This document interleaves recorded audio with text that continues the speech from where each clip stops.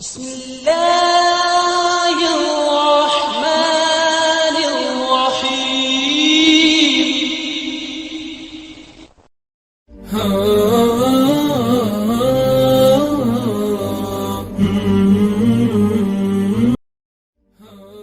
السلام علیکم۔ حضور اکرم صلی اللہ علیہ وسلم نے ارشاد فرمایا، لوگوں میانہ روی اختیار کرو، میانہ روی اختیار کرو، میانہ روی اختیار کرو، کیونکہ اللہ نہیں تھکتا اور تم تھک جاتے ہو۔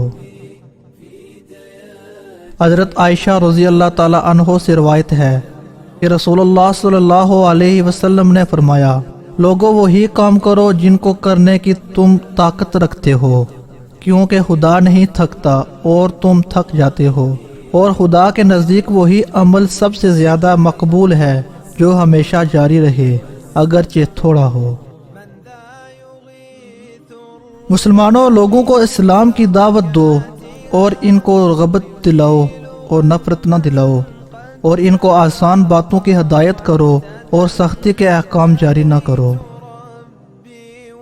مسلمانوں، جب تم لوگوں سے پروردگار عالم کا ذکر کرو تو ایسی باتیں نہ بیان کرو جن سے وہ خوف زدہ ہو جائیں اور ان کو شاک گزریں۔ مسلمانوں، لوگوں کو ایسے کاموں پر مجبور نہ کرو جن کی وہ طاقت نہیں رکھتے، کیونکہ عمل وہی اچھا ہے جو ہمیشہ جاری رہے اگرچہ تھوڑا ہو۔ مسلمانوں، خدا کی قسم میں تم سب سے زیادہ خدا سے ڈرنے والا ہوں، تاہم میں کبھی روزہ رکھتا ہوں اور کبھی نہیں رکھتا، کبھی نماز پڑھتا ہوں اور کبھی سو جاتا ہوں، اور عورتوں سے مباشرت بھی کرتا ہوں، پس جو کوئی میرے طریقے سے پھر جائے وہ میری امت میں نہیں ہے۔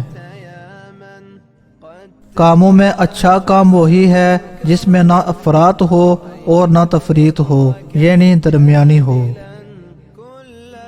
مسلمانوں، تم دنیا میں آسان باتوں کی ہدایت کرنے کے لیے پیدا کیے گئے ہو، سخت باتوں پر مجبور کرنے کے لیے پیدا نہیں کیے گئے۔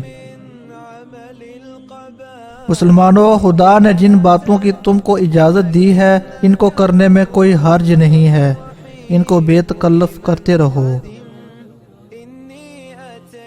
مسلمانوں، میانہ روی اختیار کرو، کیونکہ جس کام میں میانہ روی ہوتی ہے وہ کام سنور جاتا ہے، اور جس کام میں میانہ روی نہیں ہوتی وہ بگڑ جاتا ہے۔ جو شخص دنیا میں میانہ روی اختیار کرتا ہے وہ کبھی مفلس نہیں ہوتا۔ میانہ روی نصف روزی ہے اور حسن اخلاق نصف دین ہے۔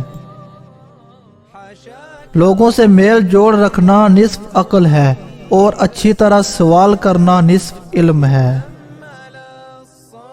جو آدمی میانہ روی اختیار کرتا ہے خدا اس کو غنی کر دیتا ہے، اور جو فضول خرچی کرتا ہے خدا اس کو مفلس بنا دیتا ہے، اور جو غرور کرتا ہے خدا اس کو پست کر دیتا ہے۔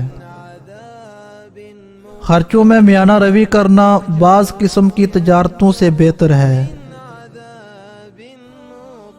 مال و دولت کے بے جا اڑانے سے کنارہ کرو اور میانہ روی اختیار کرو، کیونکہ جس قوم نے میانہ روی اختیار کی وہ کبھی مفلس نہیں ہوئی۔